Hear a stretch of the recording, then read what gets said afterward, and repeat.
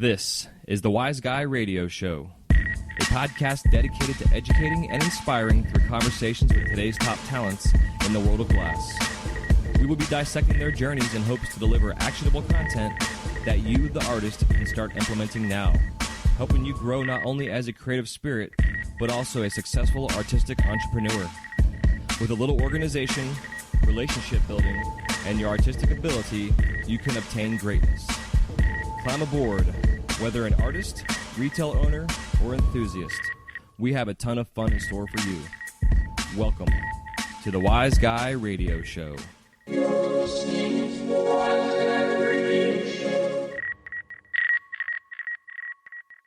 This episode of the Wise Guy Radio Show is brought to you by Mountain Glass Arts. For the month of September 2016, Mountain Glass is offering borosilicate sale, North Star odds and seconds, 30% off. All you have to do is put in the code NSOS in the checkout. And for all you soft glass nerds, Soft Glass COE 104 sale, 30% off. Creations is messy. Just put in the code MESSY, MESSY at checkout. And for any other questions or concerns, go to mountainglass.com. That's mountainglass.com. This episode of the Wise Guy Radio Show is brought to you by American Helix. The American Helix is a revolutionary new concept in smoking technology. Designed and manufactured by American glassblowers, this pipe is light years ahead of its time. Based on Bernoulli's principle, the shape of the pipe, along with an innovative intake system, creates a Venturi effect through precision micro-holes in the chamber, which results in a slower burn that conserves tobacco and gives a smooth, refreshing experience, making the American Helix the smoothest hitting pipe on the market. For further info or to locate their products, you can find them online at AmericanHelix.com. That's AmericanHelix.com. Hey, what's happening? Welcome to the Wise Guy Radio Show, episode number 127. This is Jay Michael, your host. Thank you so much for tuning in today. With 17 years of experience behind the torch, I am as excited as always to bring you conversations with artists, sharing their stories in hopes to inspire and entertain while helping you grow your business. And today is no exception. Today's guest is Nick Deviley, who is co-founder of Glassroots art show, trade show up in Madison, Wisconsin. Him and his wife founded this over 7 years ago, and I was excited to get him on the show. As past episodes back, myself and Box fan Will Menzies had a good discussion about Glassroots and kind of the logistics of getting yourself set up financially and also just glass-wise, and the thought process of going and setting up for a trade show. And now we've got Nick on to actually discuss the forming and foundation of Glassroots, his inspiration into it. And this was an overall just fun kind of shop talking, glass talk, just a lot of fun, a lot of business stuff. It's good stuff overall, and I hope you all enjoy this. One thing I will say, though, is that early in the recording of him and I's conversation, I had a weird error come up on my recorder that I've never seen before, and we actually lost the first about 30 minutes. That was also including his intro, and due to scheduling myself and also his crazy schedule, I wasn't able to get the re-recording of it because I want to get this out today. And so I'm going to be bringing him back on again soon to discuss the show, how it went, and also to follow up on our initial conversation, which was actually some behind-the-scenes talk on his initial introduction into the community and the scene in the functional glass world, where he was behind the scenes during the filming for Degenerate Art. If you recall this scene where Banjo and all the cats are in this big studio working on that big giant black piece that they had the kind of the coffin kiln set up, and it's late night and they're all having fun and being crazy and stuff, and he shared some back behind the scenes kind of stuff of what was going on, which I found to be very fascinating. And him and I sort of more or less agreed too that it probably was better that it didn't we're not going to air it, only because of those parties that were involved, some things that were brought up in the conversation that I don't want to put out there until I have their permission. So actually what I'm going to be doing is reaching out to all these cats that were involved in this project, including Slinger, who I've actually already reached out to come on the show and do kind of a roundtable discussion to talk about the making of Degenerate Art and some of the behind-the-scenes stories that they have to share. As we all know, individually we are all somewhat reclusive and keep to ourselves in our little caves, and even if we share space with other artists, we have fun and play with our friends in our studios, but likely we're sitting behind our torch with our earbuds in or headphones on, and we're jamming out to whatever we're listening to, whether music or podcasting or what have you. But then you get us all together in one space and watch the fuck out. We all have a lot of fun and let it all hang and loose because we all enjoy each other's company, and we also all have a lot in common. besides being recluses, just the creative side and the spirit that we all have, and just the energy and the passion for what we do as glass artists.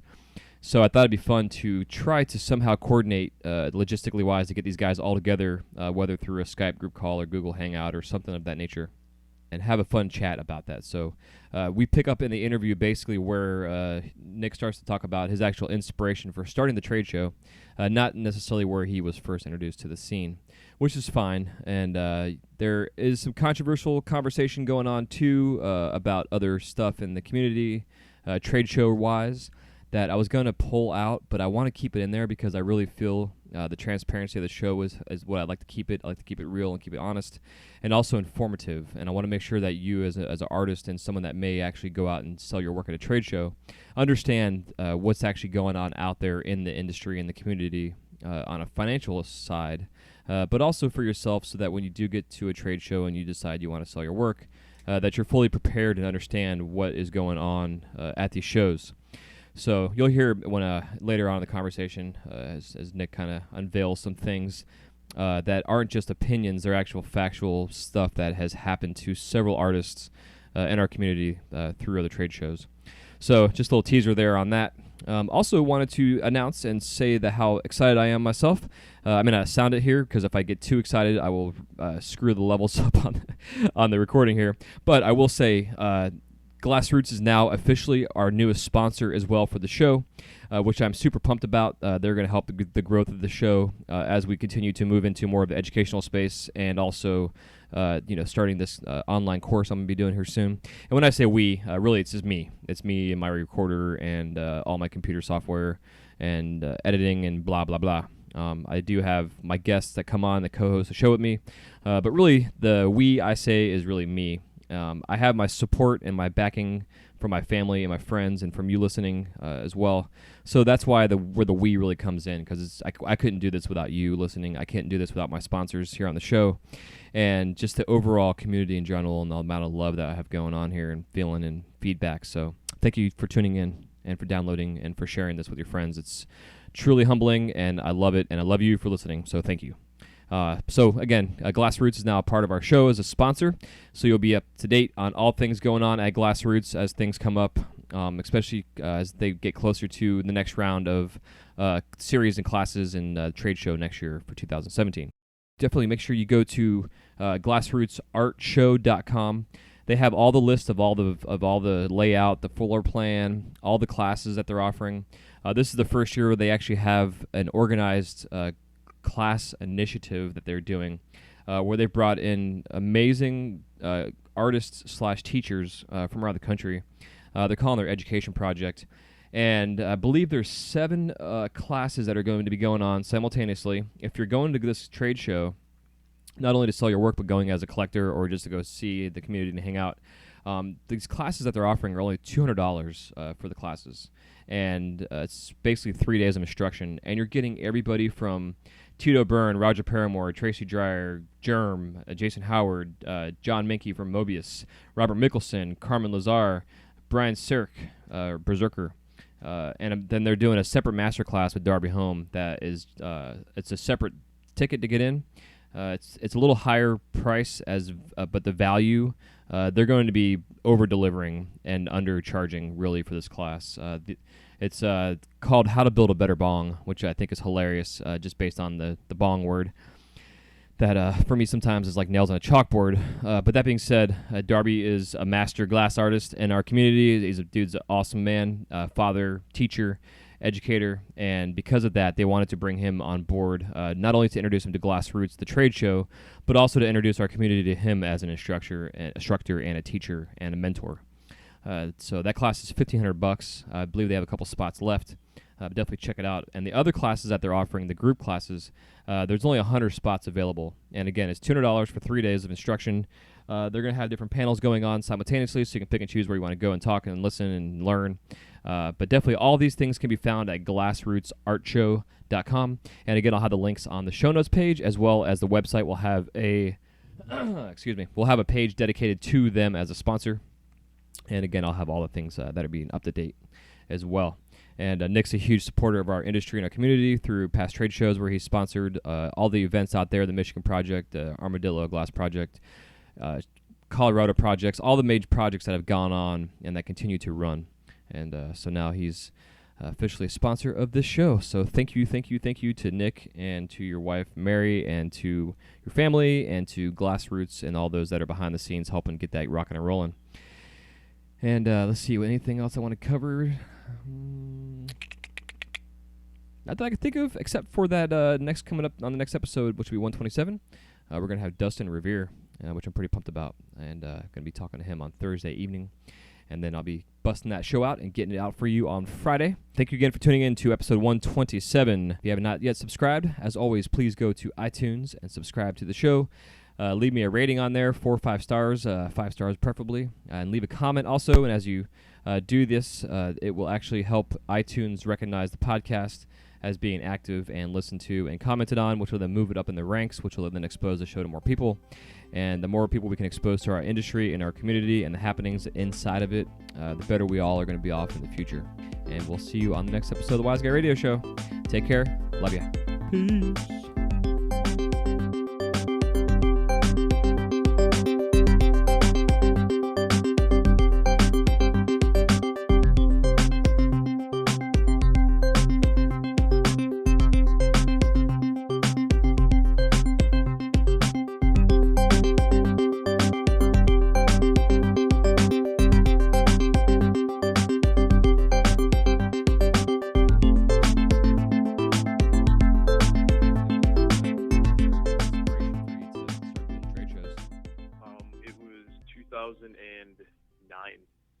My daughter, Lilith, my firstborn, had just been born in April, and I had been on the phone with this Jacob guy from Portland, and it was called the Oregon Hookup.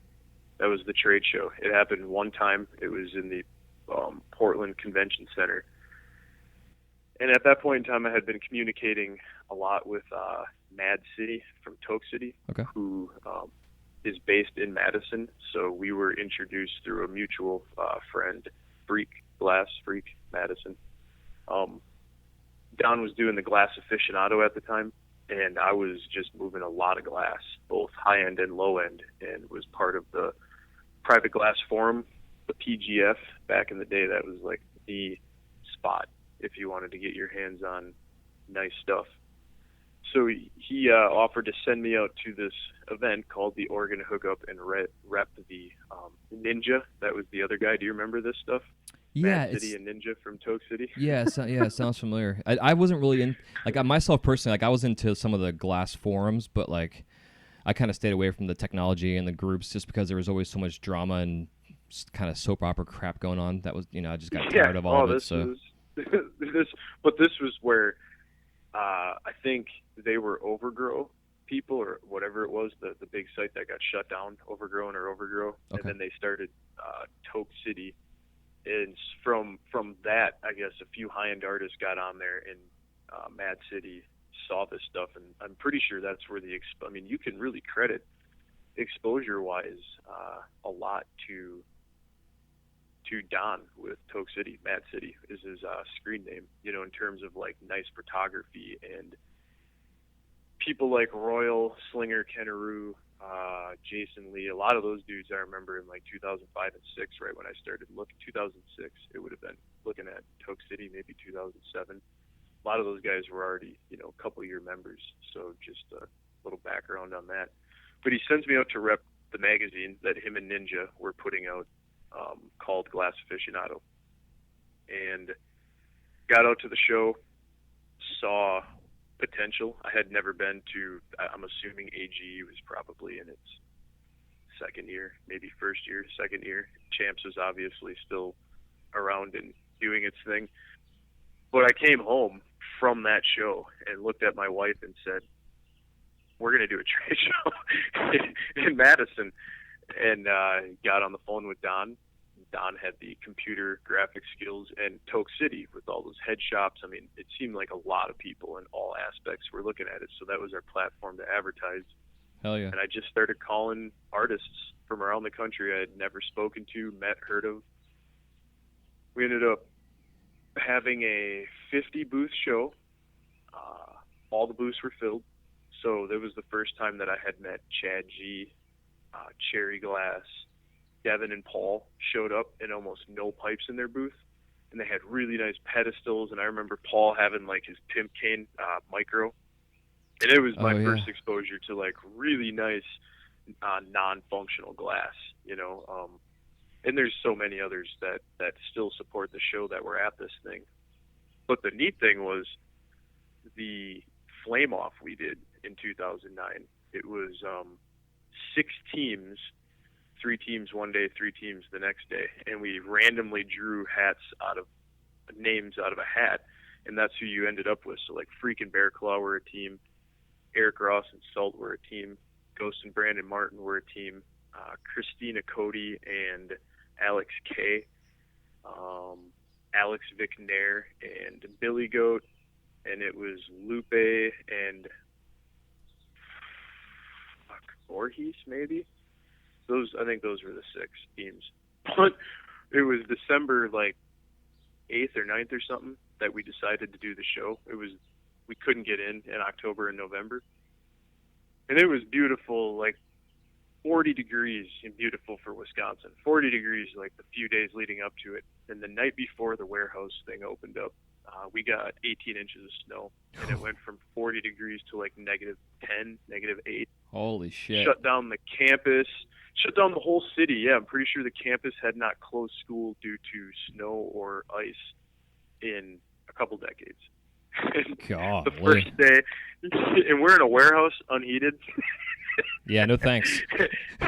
Well, no, it did happen. I mean, like 250, 300 people showed up from around the country. Wow, that's awesome. To watch this thing. Gave away a bunch of free beer and pizza. Daryl from Blast Shield was there. Thomas from Glass Alchemy was there. I want to say Abe might have been there the last day. I mean, for like us being nobody in this thing never having existed, it's a good idea of how hungry the industry was in 2009, and now, you know, fast forward 4 years, how just fed up everybody is with, you know, we'll get to that later. Yeah. But that was our first show, was Madison, and the inspiration definitely came from the Oregon hookup, and just seeing a community show, because I knew Vegas existed and I had heard a lot of mixed feelings, but it's nobody's community per se. I know now they have more of a glass blowing community, but I don't believe they did, you know, 8-10 years ago. So really it's just a destination, cheap and easy to get to. It makes sense. It's a convention set, you know, capital of the United States. I'm not knocking Vegas. Yeah, it's not my cup of tea though. For sure. Well, I mean, I was telling you before, in the support I've shown all the other shows in one way or another, I've definitely paid cash to sponsor AGE 2 times. I've vended at both the Alexis Park and the Rumor. You know, I've been to AGE 4 or 5 times. And the last time I went was the Rumor show, and I knew at that point it was going backwards. The whole dab thing was really starting to take its strong foot in the industry and also in business ethic. And that's one of the reasons why I really like the platform of being on a show floor amongst all of your peers, is you are then, what's the word? Not judged or controlled, but you fuck up in front of everybody. Yeah, it gives you accountability. So it holds you accountable. That's what I'm trying to say. Yeah. And the accountability that comes from being in a room, it really does weed out the negative ones. You know, I'm probably of the more negative people at the trade show. I would be too. But yeah, I mean, in Champs, I've definitely gone to and vended at 3-4 Champ shows, either Spiral Glass, which was like the pseudo name that I had for my when I was just beating the streets selling stuff out of gun cases pre-Glassroots, and you know, vended 3 or 4 times. I've sponsored their shows. I've done my best to get along with Jeff, with Eric and Ellen, and with Gustavo. You know, Gustavo just has his own thing going on. and we're different worlds. So there's not much we can do to work with each other. And I'm not gonna deny that him doing a show 5 days before mine last year and 10 days before Glassroots this year, when 4 years ago there was nothing that existed anywhere around. And I'm not saying you can't get close, but I mean, no, but some of these dates, Jason, dude, I questioned it myself. Like, I saw like one show starting at the next one ends, and they're in like completely different ends of the country. It's like, what the fuck's going on? Here, check this out. 2012, so the first show was 2009, and that was the Great Lakes Art Show. Don and I didn't agree on a lot of stuff. He went with Toke City in the magazine, and I continued doing the show. I turned it into the Glassroots Art Show. My wife took over the graphics and the website and all that stuff. 2012, Jason Harris does the circus deal. I forget what it was called, in Atlantic City. He does it October. He does it like right over Halloween or right after, and my show dates are November 2nd, 3rd, and 4th. Huh. So that was my first real taste in someone really stepping on the nuts. And then 2013, Champs or Big, it's Champs. I think it's the first time, either that or 14, but I know that it was consecutive years in a row. Champs, their first show went within 4 days of my show in Colorado. You got AGE, their first East Coast show 2 years ago, choosing to do their Baltimore show 5 days before my show. I mean, these are very, strategic, well thought out, placed, and it's never worked.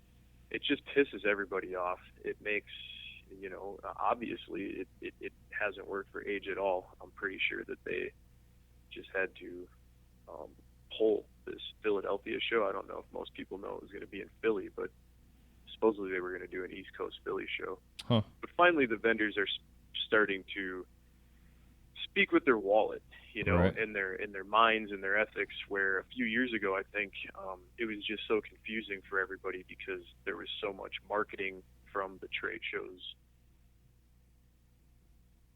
It just seems logistically wise though, man. Like, fuck. If you're trying if we could get along, there's enough for everybody. Yeah. So when I pulled the Austin show, I had 35 shops turn out for my second Austin show. The first show I did, I had more shops than I've ever had show up. It was like 260, 275 legitimate brick and mortar or legitimate online shops. So when I hear that Champs brings in 2,000 buyers, individual buyers of their show, that's not true. And no matter how many times that it's said, it's still not true. It's the reverse of basic politics, I guess, but it's very much political in its own way. Interesting. But we were asked not to do the show on 420 the following year in Austin because people just felt like it was taking away from. And the show dates weren't directly on 420. It was like the 21st and 22nd, and I thought, man, it's an awesome opportunity to celebrate the culture. We were across the street from Reggae Fest. 200,000 people show up over 3 days to this thing. We were directly across the street with glass blowing. It was the first Armadillo Art Glass Initiative. So that year was an awesome Austin show, but it was over 420. So people asked me not to do it on 420, and I moved the dates to May, and I had 35 shops show up. It was embarrassing. I mean, a lot of vendors claim they did good, but I know a lot of vendors did really fucking terrible. But more to the fact, you had like 2 or 3 AGs at that point, 2 big, like 5 Champs, because they had one in Canada, plus Colorado, 2 Vegas, and an East Coast. So I did the right thing. I stepped up. I pulled the show. It ended up being like a 300 comment thread. This was like June of 2014 on Facebook. And nothing changed. I thought maybe it would. I thought these other trade shows would possibly want to sit down and talk, but there's so much dirty bad blood, I'm pretty sure, between a few of them because of just like magazine, book, advertising. Gustavo's a longtime Champs vendor, right? And then boom, Gustavo's now a trade show runner. Right. And he runs a magazine that these other trade shows are advertising through. So there's so much just like underhanded shit. Yeah, it's weird. That's been done. It is weird because it's so obvious to so many people, but conversations like what I'm doing right now just don't happen. Yeah. You know, and people don't want to, ooh, you know, I still vend, or, you know, it's like, what the fuck, you know, did he rip you off? Did they rip you off? Were you ripped off? Yeah. And you're going to go back and vend again? Yeah, exactly. What the fuck are you doing? It's like, stick up my ass even more, please. Ah, man, and now we're in the age of just free booze. And that's the one thing, well, no, I have a lot of things I've stuck to, but one of the key things that Glassroots has never done is grow outside of its space, its comfort zone. So I've had the same floor plan for, this will be 4 years, my fourth show, with not increasing the square footage of my floor plan. Nice. And what that means, every time a few more buyers show up or vendors, I'm not immediately saying, great, let's get bigger. I'm waiting for it to burst at the seams, and it's worked. And you just look at this last January AGE show, filling 4 full floors on the Hard Rock on top of 2 full rooms. I mean, maybe if it's a 5-day show, you can justify doing that. Right. You know, but it's impossible for an educated buyer to make the rounds and to see everybody because you're so spaced out. And hotel rooms were never meant to be, unless if you do like the Gem and Mineral, where they do it in a hotel room, and that fucking thing's a month long, right? Yeah. So people that go to that go for like 2 weeks, and they do go room to room, and they do garner those, you know, they get relationships and build them. And, you know, so I know I'm going on a bit of a rant, but people, vendors, the glass artists themselves, I think, are starting to wake up to good business and what isn't good business. And there's really no voice for your everyday lamp worker in this community at all. And, you know, most industries that are making the kind of money that this industry is making have lobbyists, have attorneys, they have a guild, they have unions. It's fucking mind-boggling to me that there's so much resistance to all this. You know, I've brought it up for 5 years, and I know AGE tried, but they did it with ill intent, and people saw through it. But really, they couldn't get anywhere with it either, because everybody, their intention for the most part when they join these things is, what am I going to get out of it? Yeah, exactly. Not what is this going to do for my future and career 10 years from now, along with my buddy and my shopmate, and even the people that you fucking don't like. I mean, you're all, like, we are all feeding off of the same tip when it comes to people spending money on glass art made by American pipe artists. Yeah, and then we're also all having to abide by the same federal laws that are out there, no matter what state you live in, too. You know, it's like you're saying, like, part of my reasoning for doing the show is, like what you're saying, is to have a voice for the small guy, or for me, really for the community in general. And I hope that eventually through the show and through, like, I've had Luke Zimmerman on, who's a huge advocate for our industry and is a lawyer and a cannabis lawyer out in Oregon and California. And him and I have been talking about it behind the scenes. Like, you know, ideally, it would be nice if down the road we have some kind of representation, as whether it's a lobbyist or some kind of union of some sort, because as the state laws change, there's nobody there saying, hey, as your cannabis laws change, this law needs to change too. And they're like, the cannabis laws change, but then the paraphernalia laws stay the same. So then beyond the laws, you know, just wording. Yeah, like the Vice thing. Have you seen this 4 or 5 minute clip? Mr. Gray is what he's going by. I don't know why he's using an alias, because his buddy calls him out and says his real name in the video.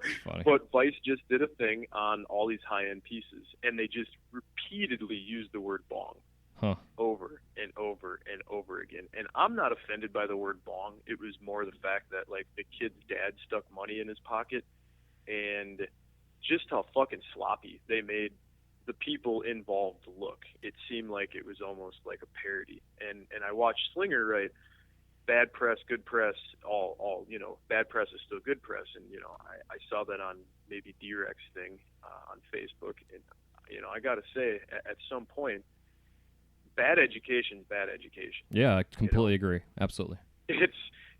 I get it. Like, yeah, they just put these humongous price pieces made by a select few people in the industry who just keep getting the fucking repeat button pushed on them.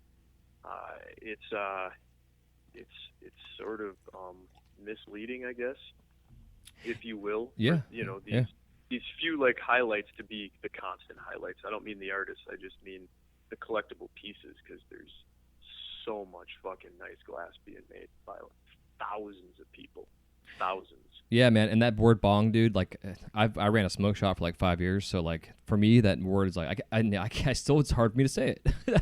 As stupid as it is, it's like nails on a chalkboard for me, and it's because it's also in the federal law. It states that blah blah blah, this cannot be used. Like in Florida a couple years ago, they tried passing this what they're going to call the bong tax, where they were going to actually. I was a member of it, absolutely. They were trying to legalize it. Yes. They say, yeah, you can sell pipes, but you got to pay a tax, and it's got to be called the bong tax. And when you pay the bong tax, well, now you're calling it what you're selling as a bong, which is now federally illegal. So now we can just come shut you down and take all your shit. So, well, they found a different way. I was a member of that Florida thing that Grateful J headed up, and I got in and listened to the conversations many times. I never spoke much, if any at all, but the lobbyists, the attorneys, they were really being attacked. It was. Do you remember all this? Oh yeah, dude. I remember it because my pocketbook was empty for about 6 months. Because you live in Florida. Yeah, I'm in Florida. Oh yeah. Oh yeah, dude. Nightmare. Yeah. I've been living I've been here my whole life. So I've been affected. And our industry, and like the Florida industry, is just, it's weird as it is. And then all of a sudden we have these jackasses, this Darren Russo, whatever the hell his name is, guy, senator, and like there's, I don't know, the Florida politics are fucking stupid as it is, but it's just the community's huge. I love it here, but the politics are fucked. More to the word bong, Snodgrass really did change my mind. At some point, we do have to step out of the fear of the federal government. I agree. And I'm not a shop owner, so I can't speak to that, and by no means am I condoning saying the word bong in a shop where I know that will, but he looks at the bong. Yeah, and it defines it. I know it's perfect, bro. I felt the same way. I was like, oh, that's nice to hear that in a good way. So we're doing a Darby class this year, and Darby decided to name it Building a Better Bong. And they asked, of course, beforehand if they could name it that. And I didn't even think twice. Yes, you can name your class Building a Better Bong. And, at some point, when that word is used in the right context or the right light, it gives it back its beautiful sound and meaning instead of this, like, fucking fear-mongered, federally imposed sanction that, if not otherwise, everybody would be using the word bong because it's an awesome word. Yep. It sounds awesome, and it's a bong. Yeah, it is what it is.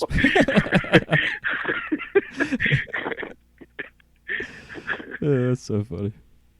So being in Madison, like, how are the politics there? I mean, being a small town, somewhat rural, like, I mean, I from what I've talking with Box Fan, he was saying, like, the local community, they support what you're doing as an art event, but I know you're still treading on thin ice. I don't know if they don't support it. I think they just I got to be careful who they call they. Right. So I live almost 4 hours north of Madison in Sister Bay. So I'm very rural where I'm at. I'm in the peninsula, but Madison is not as big as Milwaukee. It's but it's still, I want to say, like between 200 and 250, and I know the suburbs of Madison have really grown.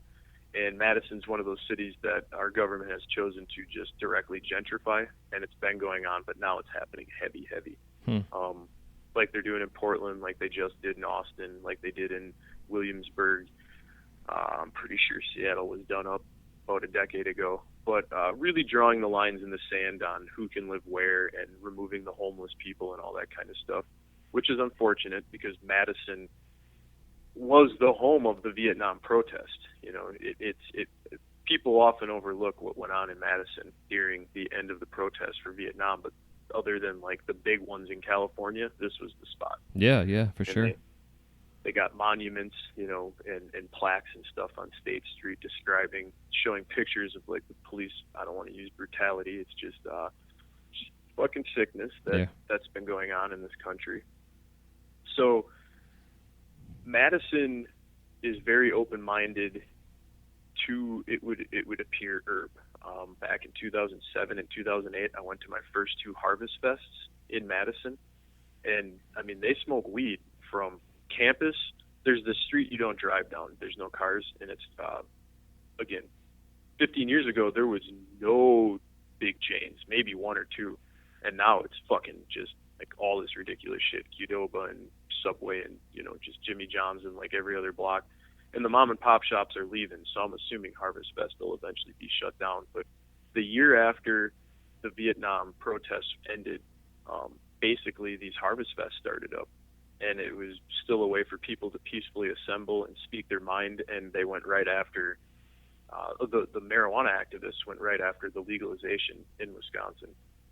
So when I got there the first year, growing up in Green Bay, I mean, you go to jail for doing any number of the things I saw going on. And we're on campus, and then the march goes diagonal down the street, and it dead ends at the Capitol steps.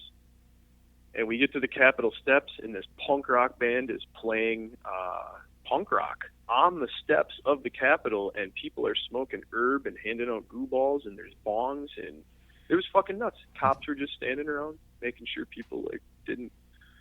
I don't know what they were making sure. Not choked they weren't to death. arresting people. So in the back of my mind, I knew that at least they were open-minded enough not to. It was seeing that gave me more confidence to go to the Monona Terrace in 2009 and approach David, who's still with me to this day, at the terrace and say, hey, I want to put a bong show on. And dude, the Monona Terrace is a Frank Lloyd Wright building. Yeah, that's what I heard. Extremely high end. It's got to be in the top 10 convention places in the country to do this type of thing. So you walk outside and you're looking at the Capitol 1 block away on one side, and you're looking at Lake Monona right there. The building ends and people fish outside of the doorway of the trade show. So you've got your transient or your homeless folks fishing right there. Wow. It's fucking awesome. Huh. You know what I'm saying? It's beautiful, like you're there. The cop shop's directly across the street from the show. And in the 8 years we've done the show, we've had, I'm going to knock on some wood right now, no arrests. And they're very kind to us. We are like the 3rd or 4th largest convention in the Monona Terrace. I can't say the city of Madison because they have like World Dairy Expo and Iron Man and Trek and shit, but I know that we fill up a bunch of hotels, and our group, right? Yeah. They come in and eat and drink their way through everything. Yeah. So like you're walking distance to everything you want in Madison from the convention center. So in that regard, yes, the city embraces us. The Hilton turns their head. They don't give out, smoking fines. They don't. But we're also really respectful. I made a rule in 2010 and made people sign it that if you were going to sleep at the Hilton as your hotel of choice, which is connected to the Monona Terrace, if I found out from the hotel that you got a smoking fine in your room, you were asked to leave the show. Not after, like right there. Nice. Get the fuck out. Good.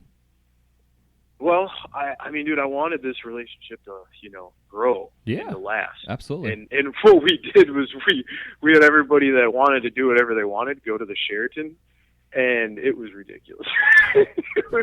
Looking back, it was a bad idea. Because, there was like floors filled with people just smoking herb. People took it as like, you could do it there, and it was more just, I don't give a fuck if you do, but so like they had to crack down a little bit, but I'm talking to the point where I'm pretty sure they turned off hallway smoke alarms because like the level of smoke was visible in the hallway. My God, Cheech and Chong showed up all of a sudden. What are you gonna do, right? You can't.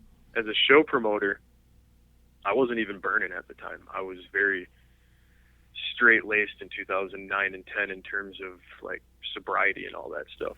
So it was difficult for me not to be overboard, almost like a dad, because I knew the city wasn't going to embrace just ridiculous shit, you know, and so I had to, like, how do you ask somebody or tell somebody you just can't do it here, you know? So that was probably the most difficult thing I had to deal with in the first, like, 2-3 years of the trade show, was just figuring out how to corral 50 people smoking joints right outside on public land and get them to walk like 100, you know. Yeah.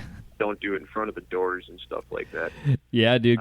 Because like I've heard rumors that Vegas, like when they were at the Hard Rock last year for Age, that like they had the porn industry there, like I guess a week before with Age came there, and they were supposedly not letting the Age come back because they couldn't deal with and handle what was going on. We were more rowdy and crazy than the fucking porn stars. Check it out. Gustavo did a trade show, his first ever trade show, at the Hard Rock.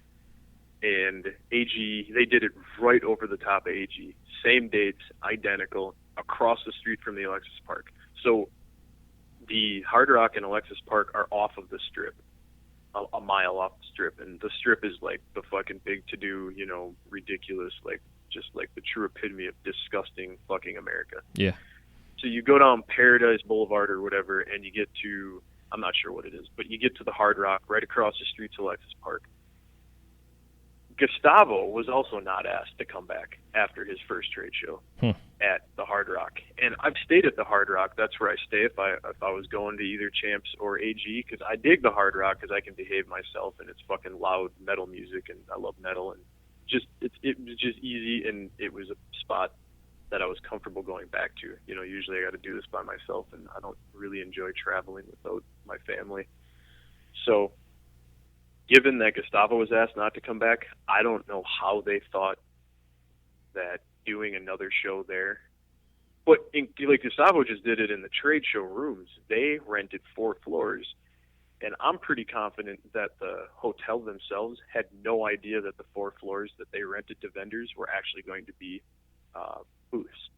In fact, I fucking know this for a fact. Interesting. The hotel didn't know. That's why the hotel stuff was all, or the you got to have a card, right, to get in and to go to your floor. Right. Well, how do you not have the foresight to figure out that all these buyers that aren't staying at the Hard Rock aren't going to be able to access the 4 floors of glass?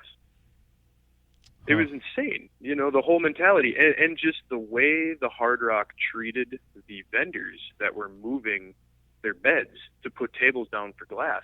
Every one of those people got a $1,500 fine. Holy shit. And it was put right on their card, and I know a number of people that got that fine. Damn, that's you crazy. know, and I know, so I gotta, like, I don't want to get too personal with how bad these people fucked up, but I mean, I have had so many conversations with people who were there. You know, not a friend of a friend, not a friend of, just like, I was there. This is the fine I got. This is what I was told I couldn't do. So, you know, shame on them for putting on another trade show, the International Cannabis Expo, ICE, ICE. I mean, who the fuck names a show ICE? and telling their vendors that they can't vend at AG at Alexis Park because Alexis Park won't rent it back to them when, in fact, they're fucking putting on another show. Like, dude, shame on them. Yeah, that's ridiculous. You know, I mean, it is. It really is. And then the vendors started figuring out, because they started seeing all these people with badges. And so they didn't let the Alexis Park people in for free to the Hard Rock, but they would not let the people that were vending at the Hard Rock in to the ICE show. I'm not sure the politics behind that, but I noticed that AG now has a show back at Alexis Park again for this upcoming winter show. So this will be the 4th time they've left the Alexis Park and come back, between Rumor, Hard Rock. They did the Warehouse, you know, and I'm speaking about all this because I feel like it needs to be said publicly, and I know it falls short on a lot of people's voices, you know, that don't feel like they have a voice, but I have just emails and voicemails and just, you know, what should I do? What can I do? Yeah, man. You can do Glass Vegas. You know, that's what's going to happen. It's going to happen the same dates as, or right before Champs and right with Champs at the Westgate, right next door to the Las Vegas Convention Center. And the Creative Endeavors folks who have been doing the Glass Craft Bead Expo for over 20 years are going to be putting this trade show on. They're very organized, professional. That's what I tell people to do. Go sign yourself up for Glass Vegas. Get a booth while you can. Yeah. Yeah, man. And it's so expensive. You know, the logistically wise, to have all your stuff shipped out there, get the hotel set up, rental cars, everything else. It's $5,000 to $10,000 depending on how much you want to have out there. And then you find out that you go there and then you can't do half the shit you want to do, and then you're fined, and it's just crazy. That's one thing, but to find out that you don't even see a buyer. I mean, dude, I'm not going to name drop, but a few of the guys that I'm on the phone with, they just finally packed up and went downstairs because they needed to make sales. And this is why I'm talking about this. AG is not my competition. AG and Glassroots are two different worlds at this point. They're very much focused on just filling spots and not educating people. And we have taken that step that they did. I mean, I went to the lectures when Jody Grimmett, Ken from Chameleon, I sat there and participated in the Alexis Park panels that they had. I've always been interested in hearing what people that wanted to be said, heard, had to say about different political things, if you will, but it just, they never followed through. And so the education project, it doesn't pick up where they left off because they didn't really focus on stuff on the torch, but just that need for people to want to learn. And that's what I mean. We're not competition at this point. Yeah, exactly. They don't affect my show. I don't affect their show. They're going to continue to do what they're doing. I just hope that at some point they make a public apology and start righting all the wrongs, give back money to some of these folks who, seriously, were so fucked after that show. Broke as a joke.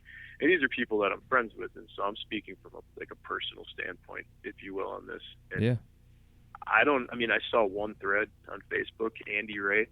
Otherwise, I didn't even see shit on social media. I've only heard about it by interviewing guests on the show that went there and experienced it themselves firsthand. That's the only way I've ever known about it, especially because I don't go to the trade shows much out there, or ever in Vegas at least. That's crazy. But yeah, man. So, I miss it, man. It was the spot. AG was the spot. The first one I ever went to, I remember walking into Darby and Buck's room, and it fucking blew my mind. I mean, that's where I first got to meet Deline. It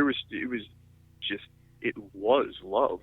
It really was. Yeah. There was so many good artists. That's where I met David Popovich for the first time. I mean, just, it drew out people that didn't, and Madison's hard to get to, so I don't expect everybody to come, and you got to go out of your way to get to it. So, I'm not knocking the idea of Vegas. I'm just saying people's business models changed, but their name didn't. So American Glass Expo is a far cry from what's going on these days. Contemporary handmade American products is what Champs is. I mean, what the fuck? Yeah.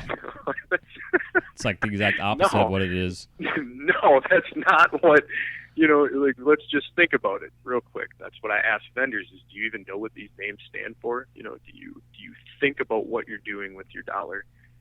And that's enough about the other trade shows. Yeah, man. Yeah, dude. So to move forward, so you did the Austin deal, and then you moved into Madison. So, and then no, I was in Madison since 2009. Okay. We did two shows in 13 and 14, and we did them before AG and Big Show did a Colorado 420 show. Oh, okay, that's what it was. Okay. So Colorado happened, legalized, and the Big Show and AG both went there and did Colorado shows. And that's really what did me in that 2014 show, was a lot of the vendors that were doing my show went and vended either AG or the Big Show. And it was, I got basically the pick through. A lot of the head shops in Texas went to those shows. So, I mean, dude, I'm talking, in Austin, there's fucking 35 shops, alone. And I bet 5 of them came to the show that was within 3 miles of their shop. So, I mean, it spoke volumes about, I think Spice was just going out the door. I've always got to keep my thumb on the trends and what people are spending money on, and Spice, E-Juice, Kratom, now it's the CBD. None of it's ever good for pipes. If you're relying on supplemented income to purchase high-end glass art, then you've got the wrong business model. Yeah, I agree totally. Hell yeah. Well, at least now that you're got the flow going with the Glassroots in Madison, and the people know about it and they're attending it, and now that you're doing the shows and the educational seminars, and I mean it's awesome that you have this whole series going on now. And if you want to kind of talk about, like you're saying, with Darby coming in doing his Make a Better Bong thing, what else you got going on this year? Yeah, Darby would be our master class, if you will, the high-end class.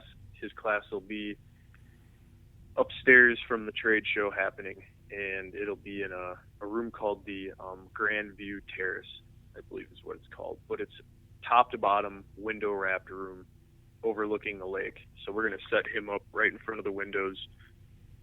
And 12 people, I think there's 10, possibly 11 spots filled. I think we have 1 or 2 left. We charged a lot. It's $1,500 per seat for the class. We chose Darby, for one, because he's never been to the show, and it was a great way to introduce him. But also, out of respect, I wanted to choose a true piper through and through, to represent the start to this high-end idea. And Lauren Stump is going to be next year, and he's not a true piper, but he's also, from what I understand, I've never met him, very good with our crowd. And I have a tentative yes. I mean, he gave that to me. Who knows what the hell will happen, but I felt good about the email I got from him. But we really want to find people who are well-spoken, well-educated, have a body of work, are conscious of, family man. I went to Darby because he's got kids, so I know he knows how to teach on that level too. Not just, I mean, being a father and having like twins. I think he's got 3 kids total, for sure 2 in their 20s. Man, I mean, that's a whole different walk of life. So there was a number of reasons why I felt like Darby was a good fit. And then we have 9 classes happening over the course of 3 days. And each day starts with a discussion from 10 a.m. to noon, Monday, Tuesday, Wednesday. And then there's 2 classes that run simultaneously from noon to 3. And 2 of the days, on one side it's scientific and on the other it's art. And I'm going to fuck up here and not know the exact schedule, but I know Tito is doing a talk on, basically, I think it's called the day the industry stopped or stood still. So Pipe Dreams Headhunter. And I believe he's got Jason Harris coming out, and I think he's going to interview Saeed. I don't think Terps can make it, but he was focusing on, and I know they've tried to get Tommy Chong, but I'm sure that it's Tommy Chong's kid that we need to get. Yeah, exactly. Yeah. He's the the ticket. They just used Tommy to get to his kid, basically. Yeah, he took the fall for it. They used his kid. Yeah, they used his kid to get to, however you want to say it. Yeah. But that's one of the talks, and Germ is going to speak on one of the mornings on, well, now he can call it the success of his Kickstarter. Yeah, dude, I had him on 2 episodes ago talking about it. And I listened to it. So awesome. Definitely. So we were talking a week ago, and I said, what is this going to specifically be on? And he said, well, we got to find out how the Kickstarter goes. So now that it's successful, I'm confident that that's what the focus will be on. But also I hope he talks about the resistance that he got from certain, everybody's afraid to name drop or call, but just aspects of the industry that I know he received. I don't know if it was due to jealousy or what, but what that man is doing, I really hope is a pinnacle. I hope Vice shows up and fucking does something on that. Right, dude. It's gonna change his life, and if it's successful, like I think it's gonna change the perspective of our industry completely. Right. Well, it is going to be successful because he's got the energy. That money is nothing more than energy, right? I mean, you can look at it as like dollar bills, or you can look at it as here's the fuel or the coal or the wood or whatever the fuck you want to refer it to, the wood pellets for this thing to happen.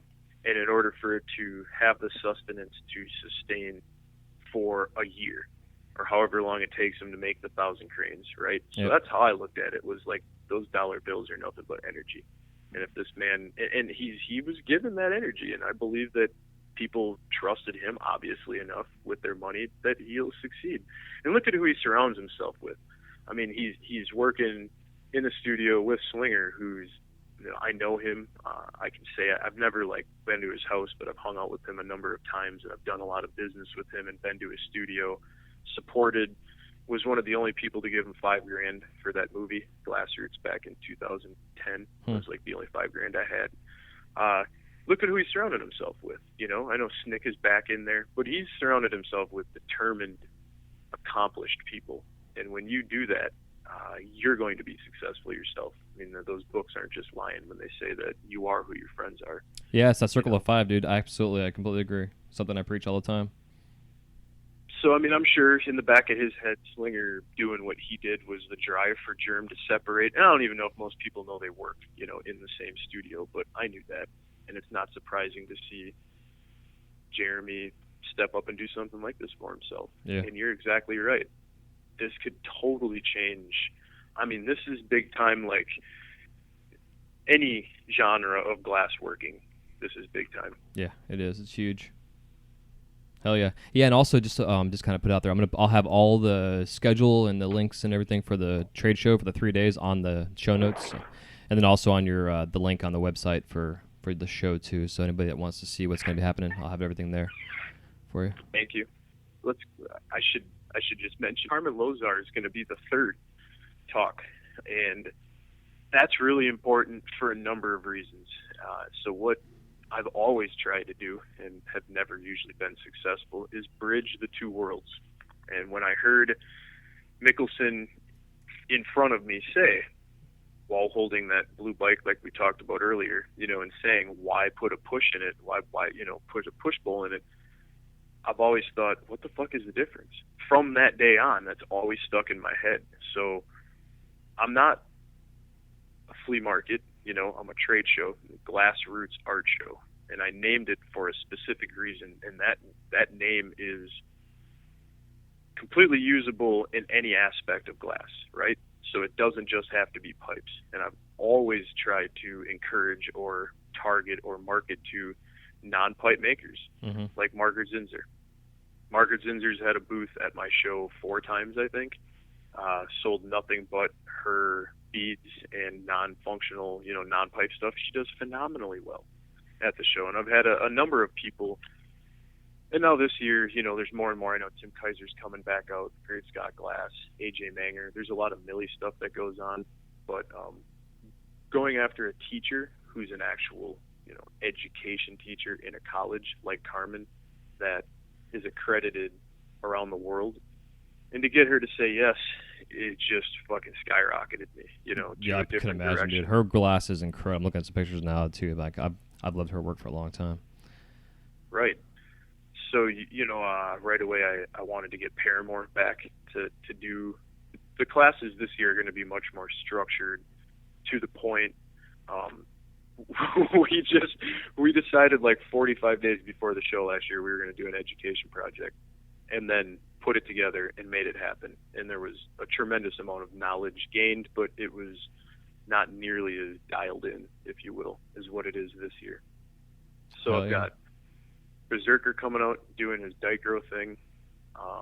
Mickelson's going to do a hollow form. Jay Howard, I think, is going to do some stuff on glasses. His class is called Jedi Mind Trick. Tracy Dreyer and Eric Moraine, I believe is how it's called, pronounced, Wild Rose Gallery in Madison. I mean, Tracy's, I'm pretty sure he's been a professor at University of Wisconsin-Madison for, I'm going to venture to say, between 20 and 25 years. Wow.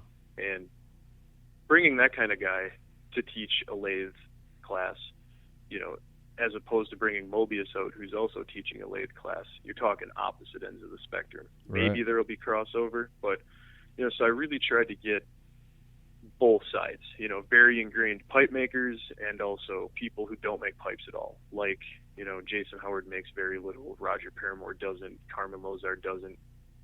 I know I'm missing a few here too of some of the other classes that we're doing, but I think you get the point, that I tried to pick something for everybody.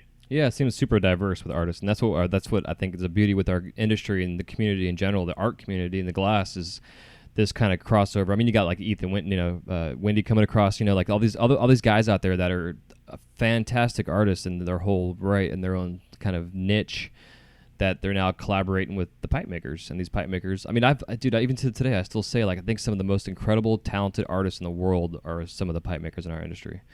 Some of the stuff that these guys are making is just phenomenal. And then to see them collaborating with non-pipe making glass artists, it's just like, I'm waiting for like the Lucio Babacos and those kind of cats to come across and start doing some collaborations with us. Well, they've come across it. Those type of guys, unless if I think an artist specifically struck their fancy, why would they deviate from the plan? Yeah. You just named somebody that his work sells, and I think a lot of the people who were a generation younger than him, like the Paramore, Mickelson, Barrow generation, like a bunch of those guys, Mylan, at some point after the crash happened in like 8 or 9, I don't think anybody could sell stuff that wasn't pipes. So it was truly just finances that pushed, I think, a lot of these guys from one industry to the other, if you will. Yeah, totally. Yeah, makes sense. Yeah, because I've always said, like, go on. No, go ahead. I'll say, like, back in the day when I was doing production spoons, I was always like, man, I wish I could just make a perfume bottle and sell this as a perfume bottle. But I knew if I just pushed a bowl and popped a hole and made a carb, I could sell it right away. It sucks. Right. But it's the reality of the business, Well, it'll be interesting to see what happens with some of these high-end guys that jumped over into the pipe scene once they start to get a lot of success with it, if they don't just go back because they've lit the flame for their name, if you will. Yeah. Because a lot of the pipe collectors, like myself, have a large pipe collection, mainly gained through trade from booths. I take probably 80% trade from vendors for their booth costs and have since 2009. And nice. Hustle it to any number of shops or keep stuff. But for one, I don't collect rigs at all. I don't believe that 10 years from now or 50 years from now, most rigs are going to be worth nearly what some of the high-end rigs are selling for now. I'm not talking about the elaborate, crazy Clinton shit and banjo shit that's like true sculptor and well thought out with the female joint placed on it somewhere. Mm-hmm. But, just like, I'm not going to name names, but you know what I'm talking about. Yeah, absolutely. Productions-wise. So I've gotten bored with a lot of what's being made. Zach P still impresses the shit out of me. Ethan Wendy, like you said, I love looking at ghost and coil stuff, things that still focus on the howl form, and it's not just a rig, but otherwise push bowls, Sherlocks, non-functional, not necessarily marbles, but like pieces of art like Carmen does. And I hope that more of these people that are spending $5 and $10 on a redisculator realize that there's these amazing artists that are making true one-offs and not in a series of 100, and that's art. I mean, you get what I'm saying? Oh yeah, absolutely, 100%. Yep. Yeah, it's gonna be interesting. Like, I don't think there's a bubble necessarily that's gonna pop. It's just gonna be the way that the industry's gonna have to pivot as technology changes, especially in the whole concentrate community, with all the vape pens and everything else going on. I mean, who knows if the rig's even going to become irrelevant one day because of the technology. Well, I hope the industry that you're talking about is all-encompassing. Right. Yeah, and I know what you're saying, too, and I agree. I think that's probably my favorite part of the collectors out there now is that they're not only just buying pipes or buying glass art. They understand now what goes into what they're smoking out of. So now they're going out and they're buying art to look at. It still serves a purpose and is functional and makes you smile. You can't use it necessarily in that sense, but it's still the appreciation there. I mean, you go all the way back to Dale Chihuly, who really started the whole home studio movement back in the 70s. That's where it is now. The technology's changing and everything else. I mean, even still at Disney to this day, people are like, oh, Dale Chihuly, he is. I'm like, yeah, of course. Or I hear like Chihuki. People can't even say his name right. But but you have these names now in our functional glass scene that are going to become household names in just art in general, like Germ. People will know him hopefully as Jeremy Grant Levine, not as Germ.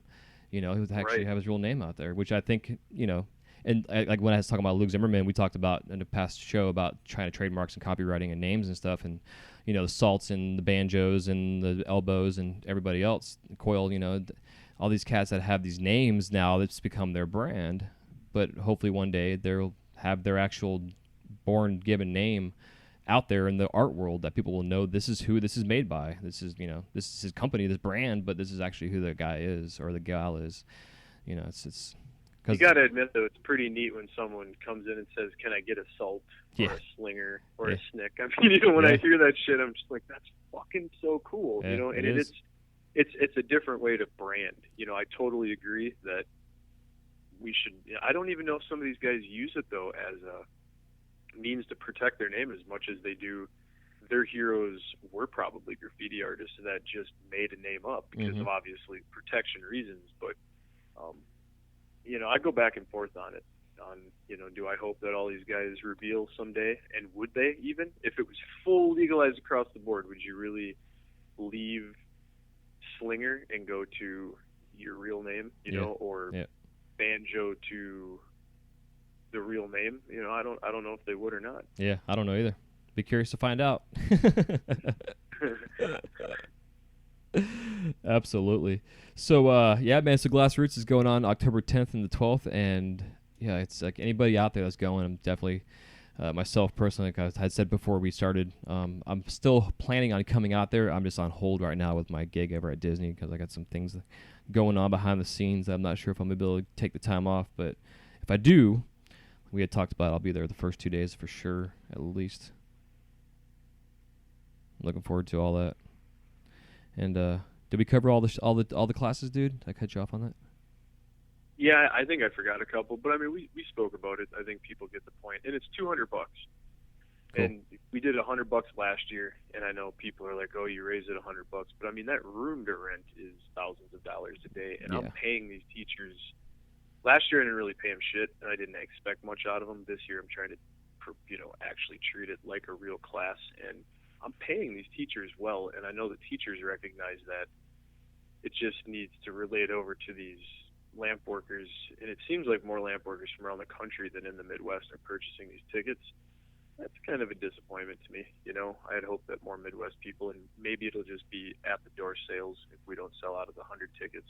But we limited it to 100, and that is $20,000 if I sell all 100. And we've already worked out deals with the vendors. So I mean, my budget, I lose money in all aspects of what I do with lamp working.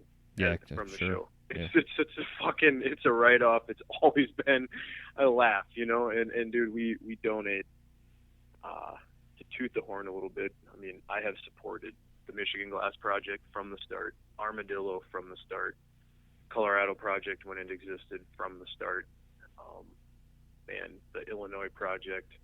We're a patron sponsor of Germ's video. We basically take any profit financially other than the pieces that I take for collection, and we put it right back into the industry. Awesome. And if it wasn't for the kombucha business that we run, I would probably be fucking bankrupt. I mean, dude, it's a write-off, man. It's a give back. It really is. Well, tell me about that, dude. So you guys make your homemade kombucha? We're a company. In the beginning, Glassroots got Tap-A-Watt off the ground. Now I would say, I mean, Glassroots does good. We financially, I'm able to employ 2 different people. Next year it'll probably be 3. But yes, we run a company. It's my wife's company, Tap-A-Watt Kombucha. It's definitely not small anymore. It grew fast. We're in as many stores as we want to be in, and she creates everything herself. It's a damn good kombucha. I've had kombuchas from all over the country, and there's very few that I've found that compare. Huh. I'll have to try some because that's definitely one of my wife and I definitely partake. Down by you, there's GTs is everywhere, but BC 221. I don't know where you are in Florida, but there's a lady who her husband's from Sister Bay, right up the road from me, and they're making kombucha in Florida, and it's starting to get around pretty good. Rad. It's called BC 221. Okay. Yeah, the lady's name's Annetta. But yes, we have found a lot of success in the kombucha. My wife just knows what she's doing with drinks and with graphics, apparently. So she's got like 14 different pints available in a lot of grocery stores, so it's a large line. It's definitely what takes up more of our time now that we've got Glassroots. Ryan started working with us last June, and he runs the shit at this point, the day-to-day. I deal with like the sponsors and the people who would be offended if Ryan called them. Otherwise, Ryan definitely does all the fucking email stuff. I got to take my number off of the website, which was pretty sweet. Allison was working for us, Allison Key, the Michigan Glass Project, and that's someone who you should. That lady deserves a big old fucking pat on the back, and so does Craig Lewis for what they do with their charity organizations, the Armadillo Art Glass Initiative and the Michigan Glass Project. And to see them help each other and go to each other's events too is just really good to see. Yeah, it's kick-ass. There are some, really good things, really positive things. I mean, I'm pretty sure Craig did like 45 or 50 grand last year to Meals on Wheels, raised in like 3 fucking days, wow, by amazing. Making pipes. Yeah. It is amazing. And I'm pretty sure, I haven't heard the number yet this year. Maybe I just ain't paying attention. But Allison, I know she's working towards a much larger number than even that this year. I think she did 50 last year as well to Art Road. But that's something that I hope more and more people find out about. It seems like with Allison's online commitment and publicizing what she's doing that a lot of people got turned on to her show. But Craig's fucking thing is, no joke either. He just doesn't have the social media presence. Yeah. Yeah, I tried bringing the Michigan Glass Project on the show before they did it this year. Logistically wise, we couldn't make the timing work out, but I definitely want to have them on to talk about. Any kind of show out there that's doing some kind of charitable work, I'd love it. I want to bring them on and promote them. Well, I should give props to Drew. Drew definitely is one of the original people. Blade, Sean Mueller, he's the guy that moved from Colorado, who started the Colorado Project, and then moved to Detroit with his wife, and they opened up a glass craft briefly with Dave, and I know that I don't know what happened, but that's no longer there. He no longer works with Glasscraft, but I know he had a hand in starting the Michigan project. He probably gave Allison like the guidelines to whatever they did in Colorado. So really, I don't know how many people know that, but like he deserves full credit for all these projects. That whole idea. I mean, that was 100%. From what I understand, his idea. I know there was a lot of people who helped him get it off the ground in Colorado. And then look at what happened after that. There was in Arizona and Illinois and East Coast. I'm pretty sure Darby and Leela do an Oregon thing, not quite to the extent of what these other companies are doing. But I mean, now it's a fucking thing. Like Michigan is hopefully going to like pay themselves one of these years and not just donate everything and like realize that it's a real business that they're running. I mean, if you're taking in $150K and then you have to pay 50 grand in bills and you got to keep money for next year, I don't know what they're going to do this year, but I'm looking at these pieces sell online and they're going for like 5K, 8K. I mean, it's so cool. Fucking awesome. It's definitely really neat to see. But yeah, she was with the show and she's been doing definitely try and get her on. But I got to give a props to Amy McKesson then and Sarah Hauser, who helped Craig do his thing. And I know there's other people too, but those two people. And Drew Cups and Jeremy Ross, Adam Thomas, Mark Vandenberg. There's one other, David Smith. All those dudes, I mean, that whole Michigan thing, they're a crew. And Allison is basically like the mama bear. Allison's family has a huge hand in it. But they're going into schools. I mean, they're showing kids glass blowing right in front of them. Yeah. And they're bringing art back to schools that don't fucking have art. It just doesn't even exist. Yeah. So, and they opened up the Belle Isle Aquarium. which was Huh. like they did their first 2 Michigan projects to raise money for the Belle Isle. And the first year they did it, they got it open again. And the second year, I want to say they gave even more money, and now it's open, like with fish in it. Yeah, they brought us all there, and we got to see the remnants of it. And I mean, it was like one of the keynotes for Detroit, I'm assuming, back in the day. Too cool, man. Hell yeah, brother. Well, I hate to cut this short, dude. I got some stuff I have to go get done that my wife reminded me about. Sure. So, yeah, dude. But again, it was an honor having you on, and I appreciate you sharing the stories and some of the behind-the-scenes stuff. I think the audience is going to get a kick out of it, so for sure. And hopefully the cats involved won't mind either. Because I know we're all a bunch of crazy assholes when it comes down to it. So it is all good. We just got to share the love. Well, I was happy to share, Jason. Thank you for having me on. Yeah, no problem, man. If you want to real quick tell us where we can find you out there in the world of cyberspace, and then we'll let you get going. I didn't catch that last part. Oh, where you want to find you out there in cyberspace? Websites, that kind of stuff. Glassrootsartshow.com. Sweet. And then you're on Facebook also? Facebook, yep. We're very active on Instagram and Facebook. I'm pretty sure it's Glassroots on Instagram. I don't know. I use my wife's shit. I don't have my own, so I just what do they call it? Lurker, whatever. On yeah, Mr. Flip Phone. But yeah, it's yes. I am doing this interview on a flip phone. It's awesome. I definitely did. Hell yeah, dude. Well, I'll have all the links to everything that you guys have out there. Will be in the show notes for everybody to go check out. And again, it was an honor, brother. And next year we'll definitely bring you back on and talk about next year. And anytime you want to come on the show and discuss politics, topics, glass talk, shop talk, dude, I'm all about it, brother. All right. Well, thank you. Hell yeah. And enjoy that quote-unquote fall weather you guys have, because, let's see, it's almost 90 degrees in my garage where I'm recording this right now. Oh, man, yeah, I'm 62. I'm about to go out and cut some grass and just enjoy the day with the kids. It's definitely fall. It's Hell yeah. my favorite time. Yeah, me too. Once Halloween gets here, then it starts to cool down. So we got another month. But all good, man. So hope you all enjoyed this talk with Nick and Glassroots and everything else. And if you're going to be going, definitely say hey out there. And if I'm out there myself, I'll be checking everybody out and saying hey and doing interviews and chit-chatting and kissing babies and hugging and all that good shit. So and mind your business when you're out there. Definitely don't make smoke alarms go off in the hotels. We don't want that again this year.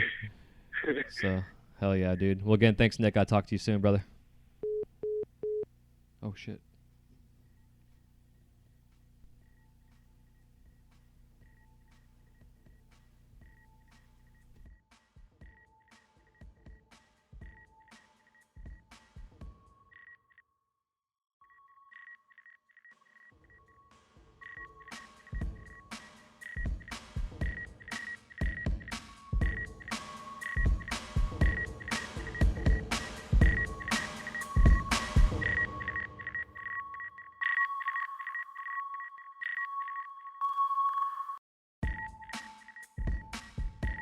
This episode of the Wise Guy Radio Show is brought to you by The Flow magazine. Since its inception, the focus of The Flow has been to provide a bond among members of the lampworking community.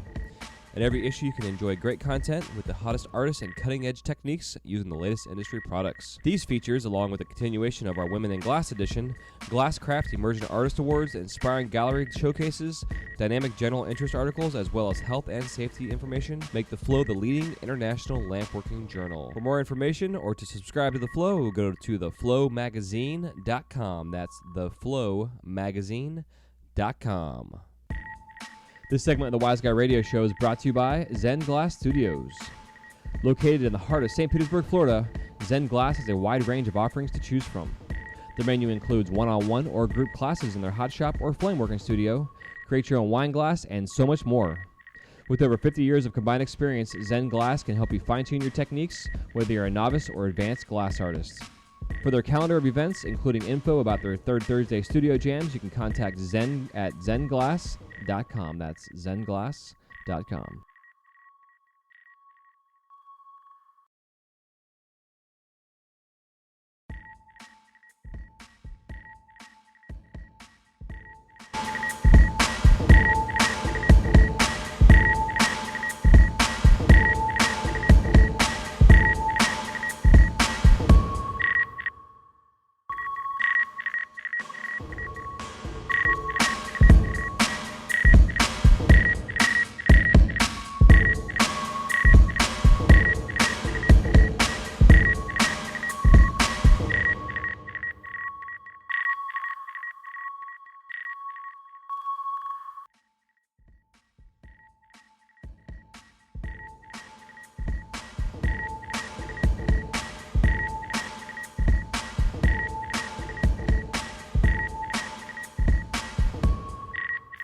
Thank you guys so much for listening to this episode of the Wise Guy Radio Show.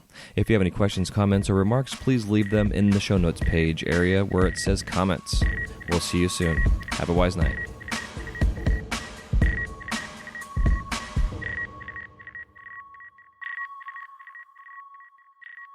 You're listening to the Wise Guy Radio Show.